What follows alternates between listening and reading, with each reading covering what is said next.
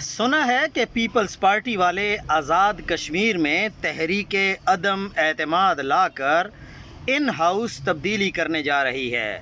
سوال یہ ہے کہ اس وقت آزاد کشمیر میں کس جماعت کی حکومت ہے؟ انوار الحق کا تعلق کس جماعت سے ہے؟ انوار الحق کو مسلم لیگ نون اور پیپلز پارٹی نے ووٹ دے کر وزیر اعظم بنایا تھا یا نہیں؟ سب سے اہم سوال، مسلم لیگ اور پیپلز پارٹی نے کس کے کہنے پر یہ کیا تھا؟ راجہ فاروق حیدر کی ایک ویڈیو تاریخی حوالے کے طور پر موجود ہے، جب اس نے کہا تھا کہ ہم کسی کے کہنے پر یہ پی ٹی آئی کی حکومت ختم کر رہے ہیں اور وزیر اعظم کا انتخاب کسی کے کہنے پر کر رہے ہیں۔